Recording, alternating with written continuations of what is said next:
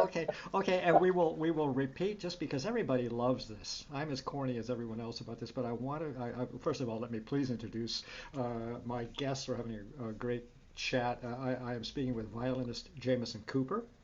Nod, Yep. please. Thank you. And pianist Eli Kalman. Hello. Uh, and we are going to be speaking about their 2018 Centaur release, Nebiae Mists. Music for violin and piano by Ottorino Respighi. Yes, that's right. Music for violin and piano by Ottorino Respighi. And as I was saying before we went on camera, I may be the last one to catch on, but these the two sonatas and then Jameson, your arrangements of three songs. I mean, the CD is gorgeous all by itself, and have been told that these sonatas have been recorded before, but this particular CD looks to me like a real gem. So I'm going to put all our interview up. I'm going to put all the links to buy the CD. It's beautifully put together by Centaur, by the way, in terms of the graphics and all that good stuff, up at performingartsreview.net. But I'm just going to ask a generic, and I don't know who item responder B, responder A. I don't know. Jamie, let's start maybe with Jamie, if you don't mind. Eli, the idea of help me out here. Come on, tell me. Respighi violin sonatas are not really performed all that much, or have I been not getting out enough? No, they're not performed that much. The B minor sonata is a known quantity. However, it's I would say it's still rather rare on concert programs nowadays. I think probably one of the main reasons is it's so difficult for the piano. I mean, Ah, you need to have a monster pianist to be able to pull this one off. So I found one, so yeah, no problem. But interesting. it's a piano concerto basically. I Well, mean, it's gargantuan, really. It's the height yeah. of So I think romanticism. that's probably one of the things, and also it's very intense from the get-go. There's not, even when it's relaxed and beautiful, there's a bubble in there, which is it takes a lot of energy to perform it mentally and physically. So I don't think it'll ever be totally mainstream, but it is known. But the D minor, however, is really quite rare. I mean, that's a much less known piece. Why don't we Um, switch to Eli? Eli, you were tell Ellie, me right? Ellie, excuse me, Ellie, Ellie. Thank you. Ellie. Ellie, Right. Eli, Ellie. Drives me crazy. Ellie, Ellie, you what made you discover the sonata and work with it and so on? Well, when I learned the B minor, I was very interested in the language that Respighi was using for violin and piano, and I looked for more. And one of the contacts that I got in Switzerland, Adriano, is a composer, a conductor. He was kind enough to send me a copy of the manuscript, just out of the kindness of his heart. And he said, "Well, see this, maybe you like it." And that's where it all started. It's a wonderful piece. It took a few years to get it out and publish it on A&R in Madison. Um, there are 20 years between the first sonata and the second sonata, Hmm. and as often it happens with composers that are young, 20 years old, or some, they sound like the composers that they look up to. So he liked Schumann a lot. I mean, you can definitely tell there's a lot of Schumann D minor in it, and the language, the harmonic shifting, the rest of the emotional. Which I love intensely and tremendously. I even hear Franck and everybody else in that sonata from the late Romantic period. It's absolutely stunning. Yeah, it Go has a ahead. yeah, it has a little bit of everything around. Plus, he's a very conservative voice, musically speaking, and he looks back to the past. He's somewhat unhappy with where music goes. So he's a part of this movement of the composers of the 80s, and he has an affinity for the old, and he's nostalgic for the Italian forms and old Of course. history. And so he deliberately sounds with an old voice even when he's 20 years old. So Very interesting. The Let me just jump in because I've been in arrears. I have not formally. Give me a chance. I'll babble for a little bit. I need to introduce you guys. It's crazy. Jameson Cooper, violinist, is artist in residence at the Ernestine M. Racklin. Am I pronouncing Racklin School of Artists? School of Arts in Indiana. Say it for me. Okay, it's the Ernestine M. Racklin School of the Arts at Indiana University South Bend. Thank you very much for helping me out of this thing. Founding first violinist of the Euclid Quartet. Clearly you're British, I suppose. There's something there. I mean, maybe you're Jamaican. I don't know. I'm British. The quartet is not. And by the way, just a little plug. I see something about Euclid's new CD will feature music by Dvorak and Wynton Marsalis. Now, what is that? That is the new age. That's where all of this new stuff is happening with young artists. Yeah, brilliant. That CD was released a little over a year ago. It's the Dvorak American Quartet, which is very, very standard. Dvorak was living in Iowa at the time, and a little Czech community in a town called Spillville. And he was in America because he'd been tasked with teaching American composers how to come up with their own sound. So he was, to some extent, how much is debatable, trying to incorporate what he considered indigenous American sounds to that. So that's the American Quartet. And then we paired it with the Wynton Marsalis Quartet, which is, he is actually American, obviously.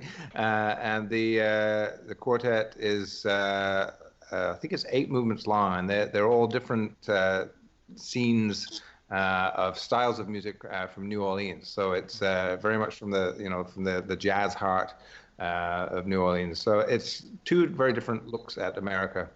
I'm going to jump in because we have to get back on subject, but thank you very much. And I must be reminded, if you won't mind sending me an email, let me put that info up now that I recognize this CD is already up. Okay? All right. And then, of course, Eli Kalman, pianist, Romanian-born, now in retirement from the University of Wisconsin. He wishes. No, I still have a few good years to go. Oh, really? So sorry. How come I read retirement somewhere in there? I guess that was wishful thinking. Well, you must be a mind reader because I actually would like that very much, but I'm not there yet. Yeah. Okay. All right. Thank you for bailing me out. Thank me for bailing me out of that one as well. It's fine. But University of Wisconsin at Oshkosh. By the way, the repertoire that you have recorded and that you play, I mean, I'm seeing Lara Auerbach and others. This is the top drawer music of now and so on. So you really are a wonderful pianist. Clearly, it's a great pleasure to meet you. And so you began this researching of the music of Ottorino Respighi. Why did I say Spighi? Respighi. It's not spaghetti. It's Respighi.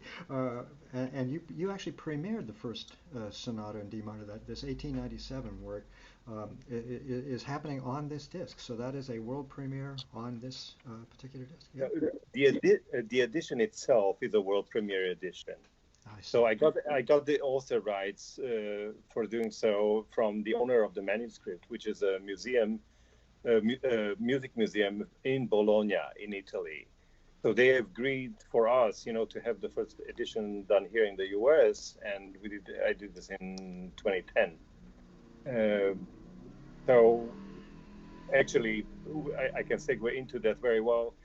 They have invited Jamie and I in next May to a recital at the museum, to celebrate the CD and what the 2 of us did for promoting Respighi's music. So we're looking very forward to go there and actually be in Respighi's home city and play there, see the manuscript maybe, and just interact with musicians there. That's a very it's kind of closing the circle after getting the first copy and then publishing it and then doing the recording and then really finding the right person to do the recording with.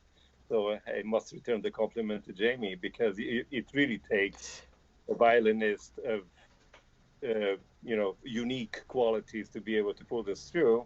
So we had once we've met over a nice hike in Colorado, and we Yes, came I together. remember that from before. You're both Yeah, and hikers up in the woods, up in the mountains. yeah, well, we discovered that actually we passionately, or maybe in hiding, we like Respighi quite a lot.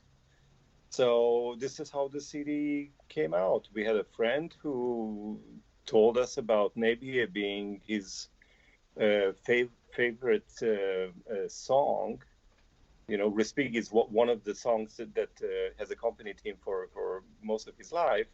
So this friend of ours said, "Well, you should look it up. You should look up Nebie. That's what singers know about him."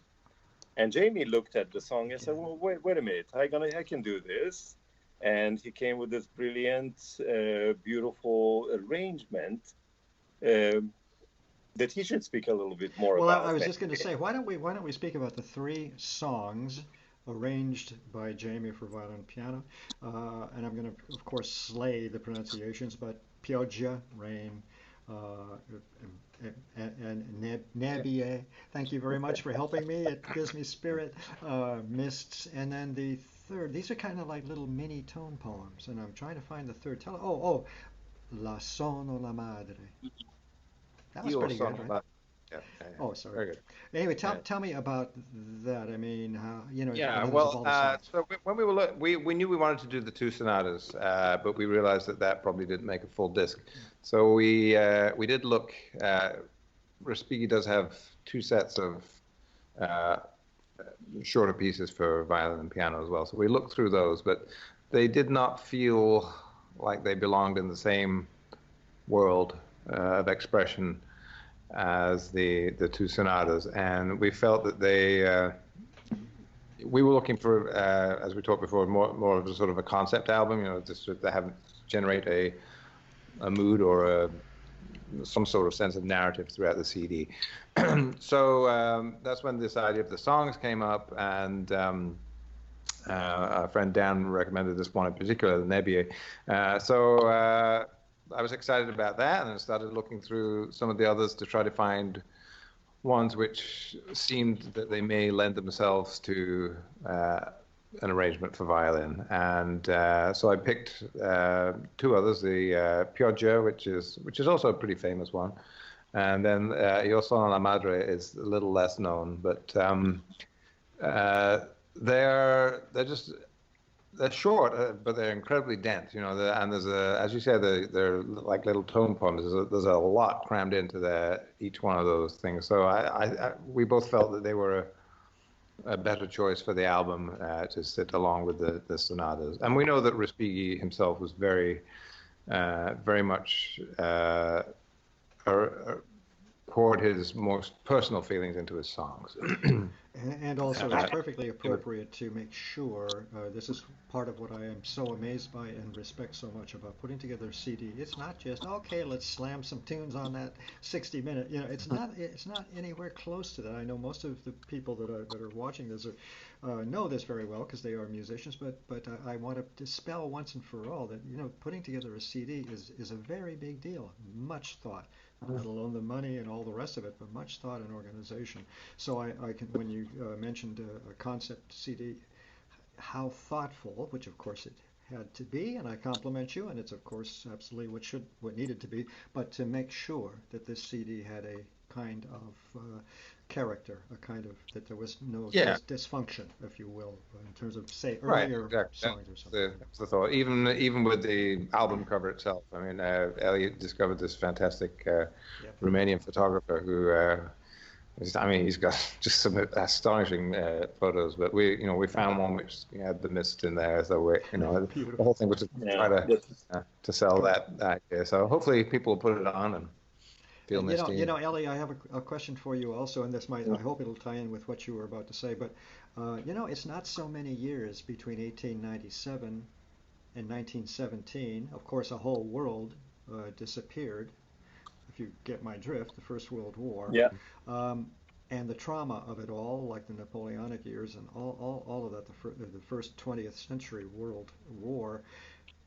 Can I ask, maybe let's start with Ellie, what do you see, what do you hear, and even maybe see in the scores that shows any thing dramatically different. We talked about him, about Respighi as a young man, of course, replicating his great heroes, let's say, in the Yeah, 1897 something. But you know what I mean? What do you feel and sure, see? sure. So he studied violin and piano at the same time, and he knew the instruments very well, in and out, and he writes in a very beautiful way. He knows to write how for piano, but then all this use goes away, like to the best. In the case of most of us, it goes away, and then comes in influence with uh, other things, such as, for example, he played viola in Rimsky-Korsakov's orchestra in St. Petersburg in Russia. Had Well, no that idea. must have been quite an inspiration, and quite a change in his direction. Uh, uh, and you can hear a lot of chromatic experimentation. So what once Schumann was his big progressive voice, but later on, Schumann becomes only the beginning of something that will turn into something very different. Now, Italians are melodists. They care for melody like any singer. This is the main thing that they would go for, but they're not known for instrumental chamber music. They're known for operas and for art songs. So for Respighi, trying to do instrumental music kind of fits into an agenda that also Pizzetti had and Alfredo Casella. So they're trying to a little bit to prove to the world that although we are the best singers and the best opera writers, we know how to do something else as well. And all of them, they're quite extraordinary in their unique voices for chamber instrumental chamber music. And there's string quartet literature, and there's so many things. Most of them experimental, but very unique because maybe tradition wasn't a burden And necessarily and on also all. about public perception, even among professional musicians. I mean, my perception, I've been a conductor since I was a kid, sort of thing. So my whole focus were the big, huge orchestral works. I'm sure most of the public has an Yeah, idea of Respighi as not really a chamber musician. And then Right. Nice yeah, room.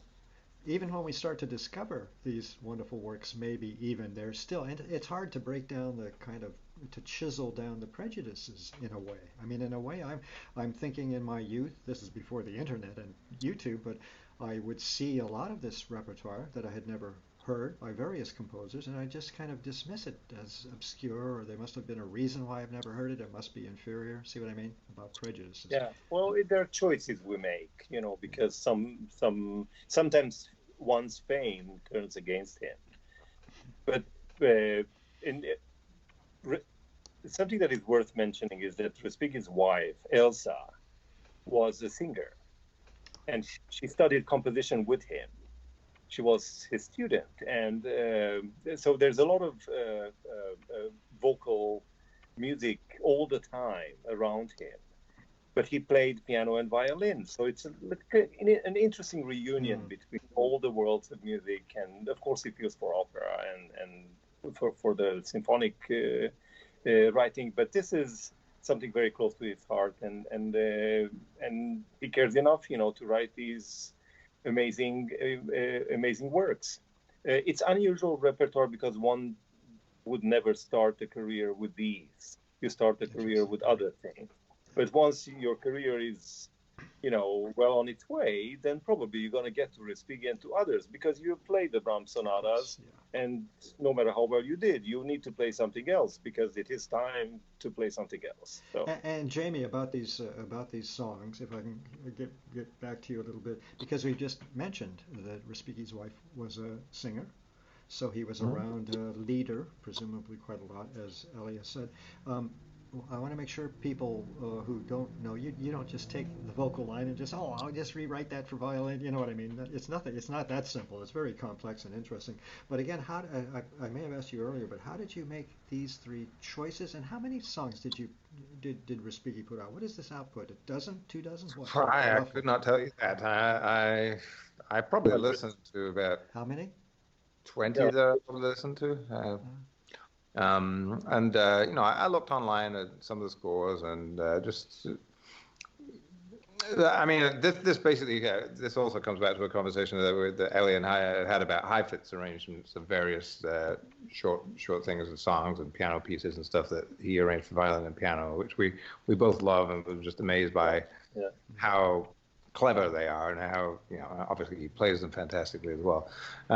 So that's something that's not as in vogue anymore as it used to be. So in a sense, we were sort of trying to revive that tradition a little bit, or at least honor it.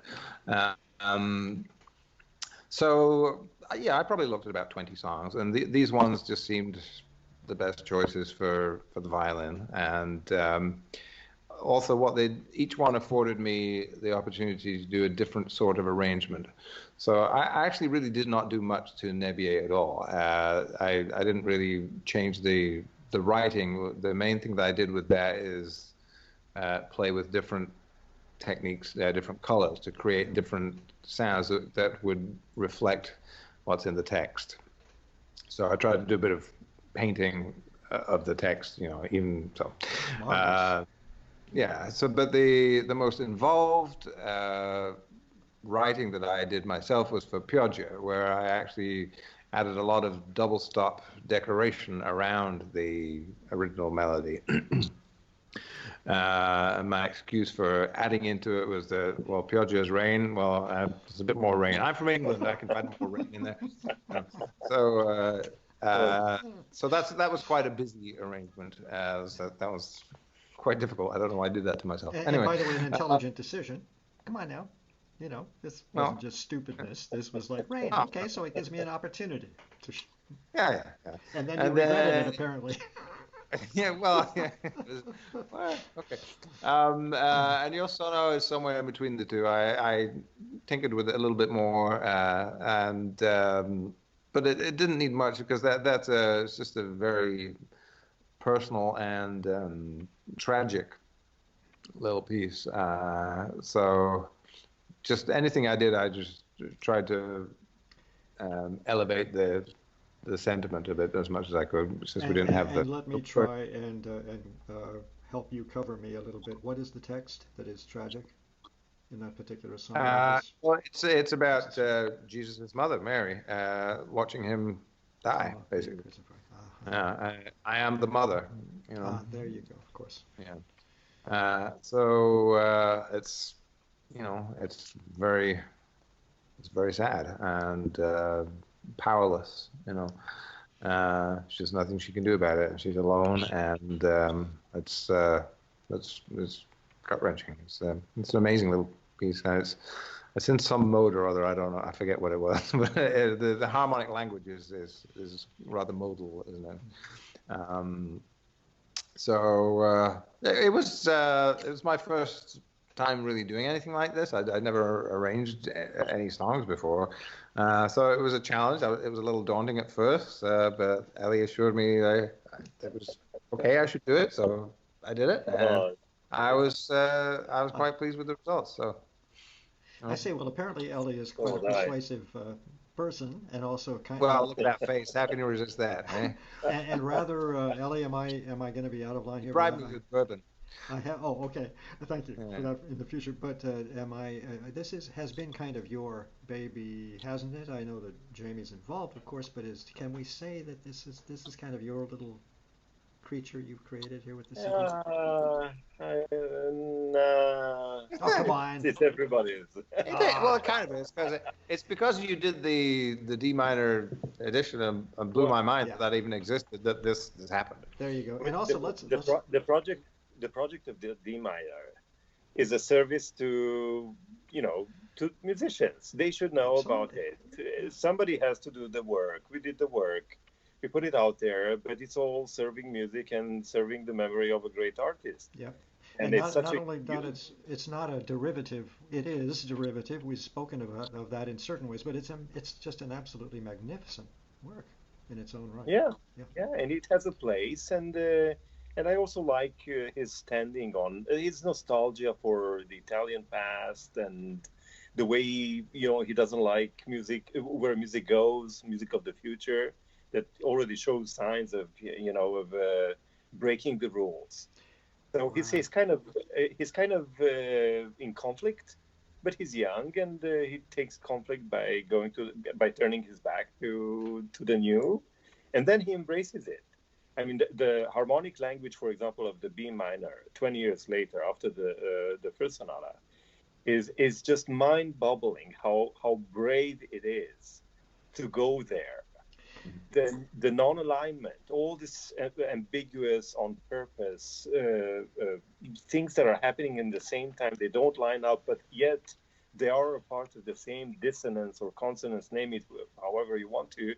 It's an admirable, very smart, very sincere, very personal take on life, on everything. So In that moment, I keep looking for the clues, and I think you just helped me understand them. These harmonic clues, these moments of kind of disjunctness, although I didn't really hear that. But the idea is something is different about that 1917 sonata, harmonically or well, some, yeah, well, obviously, many things have happened in 20 sure. years between the first sonata and the second, and some of us, like him, had the skills and the heart and the patience to put it on paper and knew how.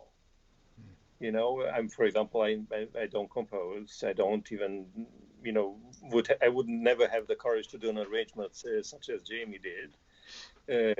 I tells me. You put me up to it.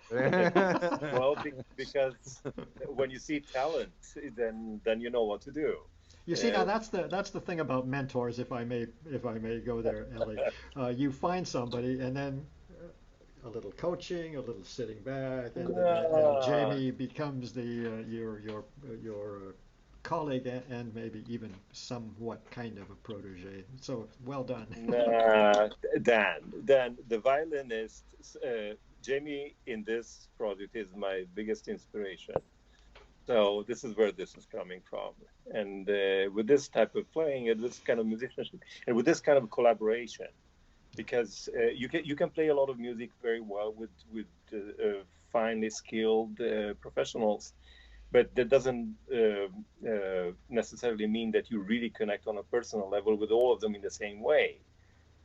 This relationship has been unique and worthy of having a project like this, as a signature product, because the relationship became something uh, um, that I cherish a lot. So. And of course, it's collegial. So forgive me, Jamie. I didn't mean to, but you kind of, I hope, Jamie, know kind of what I mean. Ellie seems like a senior ambassador or something in this whole process. Okay. I got the point. I got older. That is true. Fine. He's younger. I'm older. Yeah. Ah, well, once again, slay me. I guess we'd better start winding this down a little bit. But let's just. I will speak a little bit about this CD. Beautifully presented, beautifully recorded. So beautifully recorded, don't you think? I mean, the clarity is just marvelous of the Hope recording. so. I did it. Oh, well, congrats! I've kind of forgotten that, or I didn't see it in my notes. So beautifully done. Of course, you're a musician, so naturally it had better be. It's been a great fun. I'm going to try and aim for 30 minutes. I've promised myself. I've had a wonderful chat with violinist Jamie Cooper, and pianist Eli Kalman. We have just talked about, first of all, about the amazing composer Ottorino Respighi. I think always of his great, huge, massive orchestral works, which are quite contemporary, if you will, in terms of structure and harmony and all that good stuff. So I really have had the great pleasure of dipping into Respighi's other stuff, the chamber music that I really had very little knowledge of. The 1897 B minor sonata, the D minor sonata of 1897, when he's a kid of, I think, 20, Ellie said, roughly, in 1897, that has been recorded for the first time on this CD. Am I correct? Check me again. No, No, it has been recorded before. It has been. It has been recorded before. Rats. Yeah. But anyway, this is a great new recording. Let's put it that way Yeah. of the D minor, and that one really, that D minor really got me. Again, because of all the things we spoke about, the influences that the young man is but also his own unique personality and gorgeous writing. It's just it should be a major part of the repertoire, the D minor sonata, and then the B minor, which is played a lot more and has this and is the composer in 1917, right in the thick of the Great War. So, and by the way, I'm amazed that I don't hear so much as I do with so many other composers from that time. You see what I mean? In a way, he kind of skirts some of the rougher, more horrible issues, I think. I don't Well, find it yeah, melancholy. there's definitely pain in there, but B minor, it's always beautiful. You know, yeah. it's never. I don't think it's ever angry in that piece. There you go. Uh, Yeah, and then I there's think sorry. there's pain, there's outcry, but it's a beautiful soul who wishes things were better. You know. That really is it, as opposed to composers who can really get in, who tend in those times to really get into. I think Prokofiev, Shostakovich.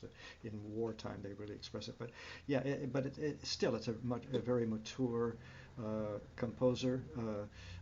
Respighi and chamber music, and then these three glorious songs that Jamie has arranged for violin, just gives those of you that really have not really paid attention or even known much about the chamber music of Otto and Respighi. This is a beautiful CD. Centaur, 2018. Nebier, Mists, Music for Violin and Piano. It's a beautiful CD. I'll put all of this up, the interview, the links to everybody's, your histories, your rap sheets, all that stuff, and how to buy the CD at performingartsreview.net. Thank you both for, we wrap on wood, a successful video interview tonight. Thank Okay. you. All right. Thank you. Thanks. All right. See Thank you you, then. then. All the best to you. Bye-bye. Okay. Here. Bye bye.